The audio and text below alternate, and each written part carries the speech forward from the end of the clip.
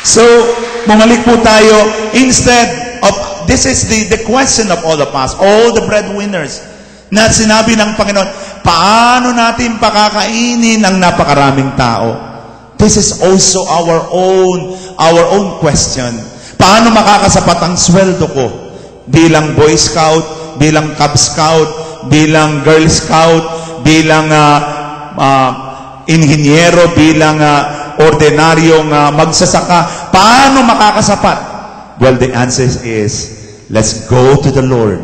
Let us together ask Jesus. Hindi na po sa ating sarili. Where shall we, you and I, you and me, Lord Jesus, find the money that we need? And you will be surprised. The Lord will multiply your bread, siksik, leg-leg, umaapaw na pagpapala. Amen? Second point in our Holy Gospel, talking about problem. Lahat tayo may problema. Problema ng mga tao, yung mga medyo may edad-edad na, laging walang pera. Di po ba? Problema naman ng mga bata, laging gutom. Ha? Kahit kumain na, gutom pa rin yan. Kaya sila laging handa. Laging kumain. Yan. Laging handa sa lahat ng bagay. Kaya ito po, ang nakita natin problema is all about hunger. Dalawang solusyon ang nakita natin sa Banal na Ebanghelyo. Sabi ng Panginoon, ito ang problema, may kagutuman, anong gagawin natin? Anong sabi ni Philip? No way, Lord. 200 days wages. 6 months na sweldo ko, Lord. Ay tika-counting kagat lang ng mga taong yan. Paano pa kung full meal yan? Kaya sabi ni Philip, no way, hindi natin magagawa. Sabi ng Panginoon, there is another way. So ano ang way na ginawa ng Panginoon? Kasi para kay Philip, he is the one, the best person to us dahil galing po siya sa Bethsaida. Taga-roon po siya. Alam na alam ni Philip kung ano ang pwedeng mabili ng kanilang pera. Pero sabi, bitin nga ang 200 days na sweldo. Arithmetically impossible.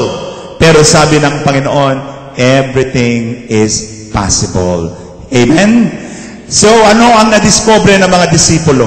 The disciples discovered that Jesus is not only resourceful, but He is the resource. Siya ang pinanggagalingan. In the hands of Jesus, our emptiness can become abundance. In the hands of Jesus, our little can become much. In the hands of Jesus, our shortage will become abundant. In the hands of Jesus, ang wala magkakameron.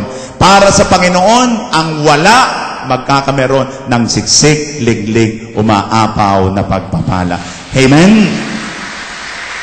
So, sa kamay ni Jesus, magsisimula ang himala. Pero mga kaibigan, sa ating pong pagninilay ng ating pong banal na ebanghelyo, ay nakita po natin na merong ginamit ang Panginoon. The Lord needs what we can give to Him.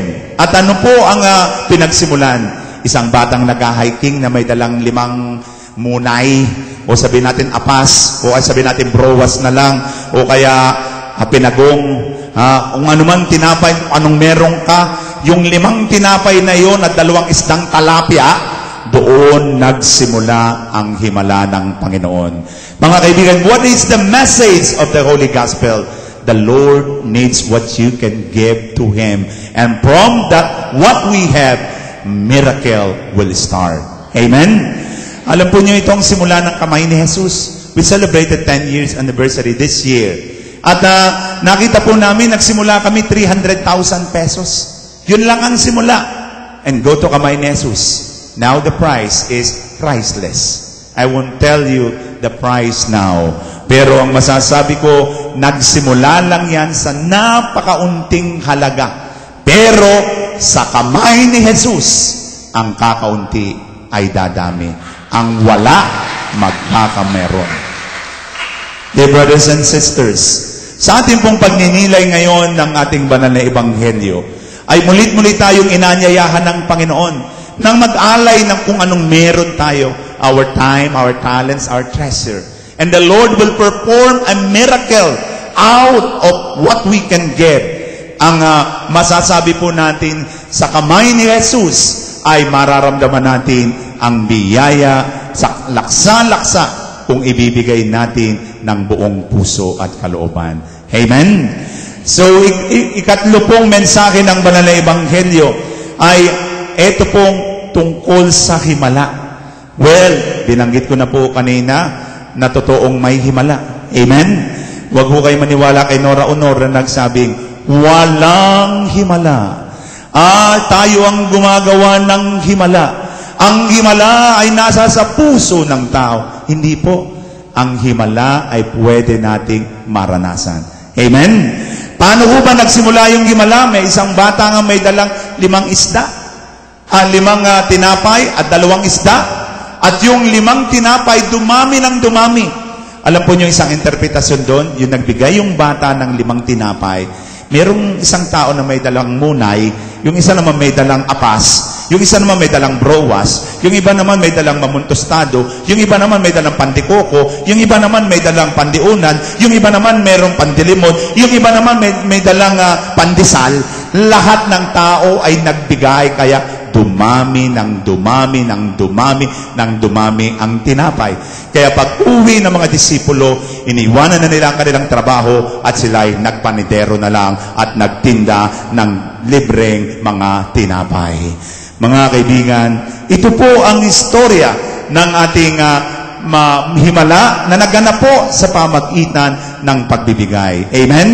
Kung gusto nating makaranas ng himala, kailangan matuto tayong magbigay sang-ayon sa ating kalooban. Amen?